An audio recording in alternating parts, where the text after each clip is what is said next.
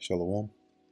First and foremost, I want to give all praises, honor, and glory to Yahweh, Bahasham, Yahushai, Bahasham, Racha Kodash. Double honors to the elders and the apostles of Great Millstone, and peace and blessings to the elect. And today we're going to go into the book of First Kings, the 6th chapter. Pretty much where we left off in the last chapter, right? In the 5th chapter, we saw the rekindling of the alliance, right, between or actually the continuance, right, of the alliance between King Solomon and Hiram, right, as they set out with their purpose here, with Hiram providing Solomon with materials, right, and then likewise Solomon paying them back with victuals. So here in the book of First Kings, the 6th chapter, now it's more so going into the building of the temple, right? So you have the design, the blueprints, right? The things that were put together and how long it took. So First Kings chapter 6 verse 1, and it came to pass in the 480th year, after the children of Israel were come out of the land of Egypt, in the 4th year of Solomon's reign over Israel. So after we were delivered out of Egypt, about 480 years later, right, we would place us around this time of King Solomon, according to what is written here in First Kings, the 6th chapter. And so within King Solomon's 4th year, right, of his reign, in the month Ziph, which is the 2nd month, that he began to build the house of the Lord Yahweh. And the house which King Solomon built for the Lord, the length thereof was 80 cubits, and the breadth thereof 20 cubits, and the height thereof 30 cubits. Now, they place, like they measure a cubit to be, say, somewhere around like 18 centimeters or so. Not centimeters, probably, I think it's 18 inches, right? The measurement is usually like from your elbow to your, the tip of your middle finger. If you look up a cubit, you try to like find the measurements for that. Now, how accurate that is, you can look into the details of that to find out, but just to give you a rough idea here.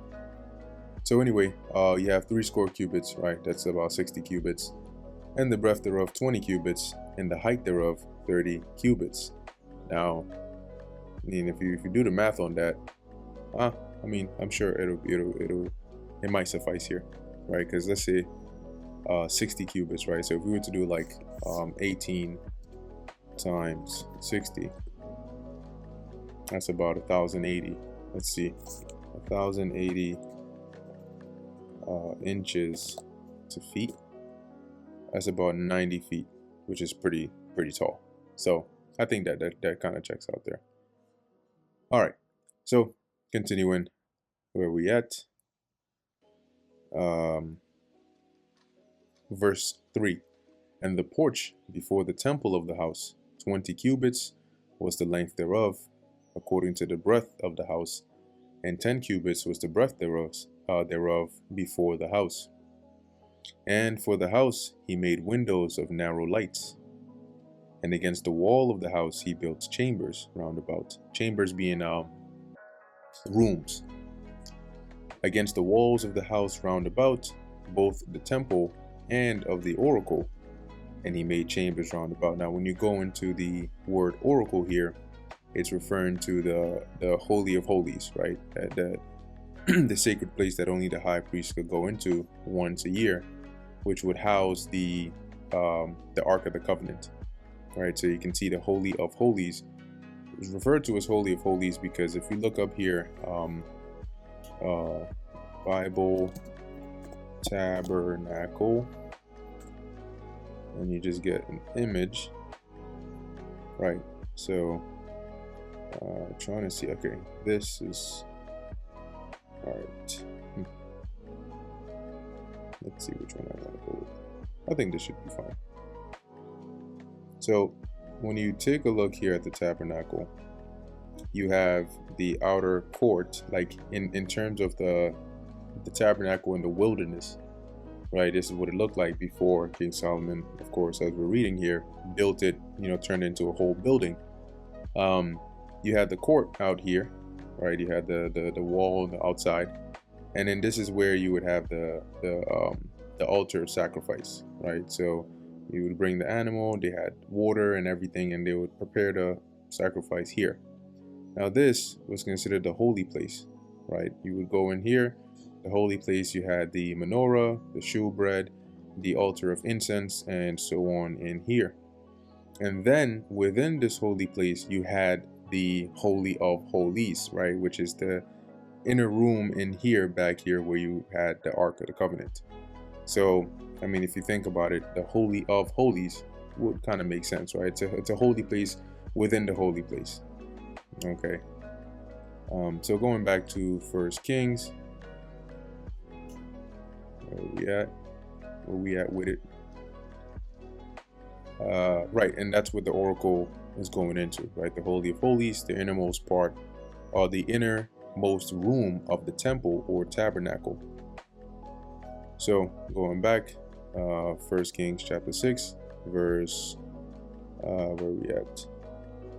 Verse 5, finishing off, and he made chambers round about.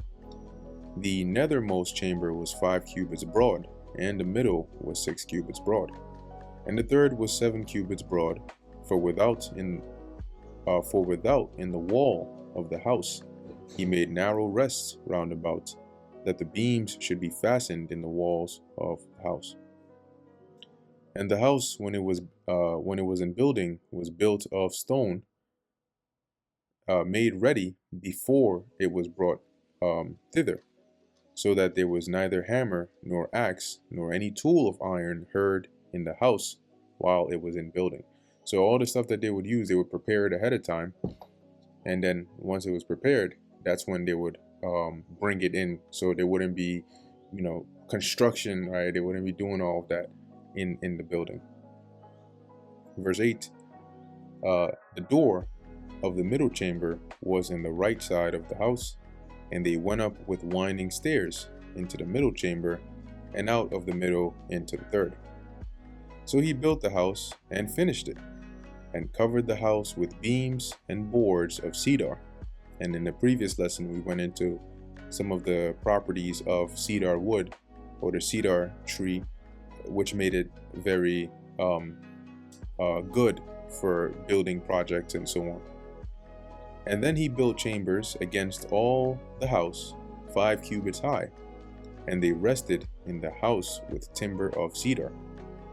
And the word of the Lord Yahweh came to Solomon, saying, Concerning this house, which thou art in building, if thou wilt walk in my statutes, and execute my judgments, and keep all my commandments to walk in them, then will I perform my word with thee, which I spake unto David thy father.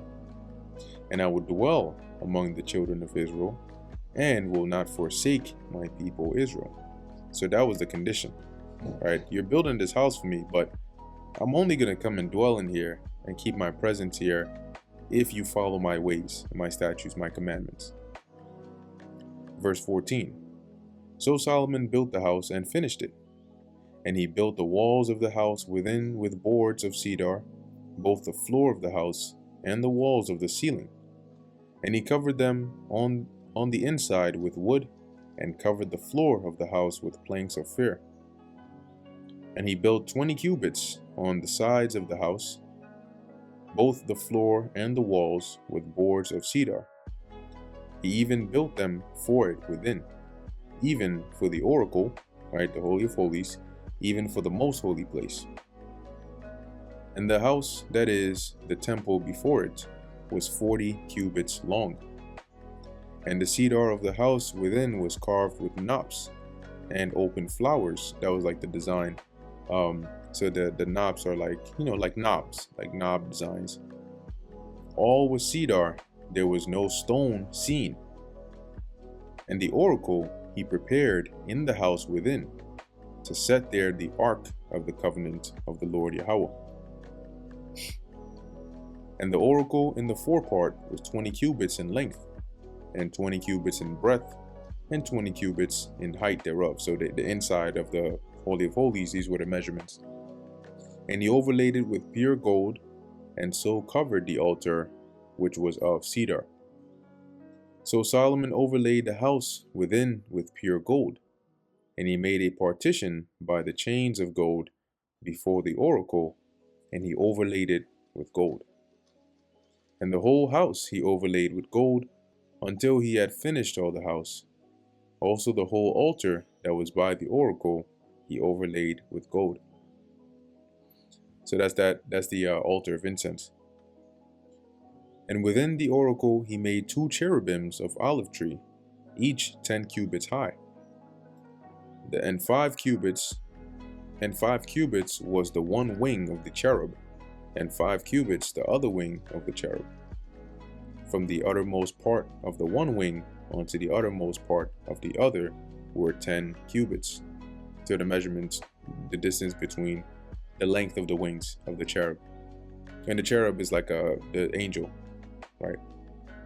And the other cherub was 10 cubits. Both the cherubims were of one measure and one size. So the same proportions that was used for one cherub was used for the other. The height of the one cherub was 10 cubits, and so was it of the other cherub. And he set the cherubims within the inner house, and they stretched forth the wings of the cherubims, so that the wing of the one touched the one wall, and the wing of the other cherub touched the other wall. And their wings touched one another in the midst of the house. And he overlaid the cherubims with gold, and he carved all the walls of the house round about with carved figures of cherubims and palm trees and open flowers within and without. So you can see these designs. You can imagine these designs would be in the like on the walls and so on. And the floor of the house he overlaid with gold within and without. So this was like a you know, a sight to behold. And obviously this didn't happen overnight. And for the entering of the oracle, he made doors of olive tree. The lintel and side posts were a 5th part of the wall.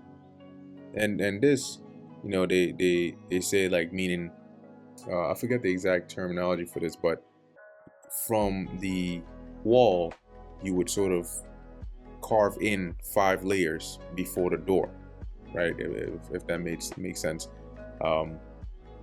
Hopefully the video that I will have playing in the background on here might show that part, you know, as it plays. The 2 doors were of olive tree, and he carved upon them carvings of cherubims and palm trees and open flowers, and overlaid them with gold, and spread gold upon the cherubims and upon the palm trees.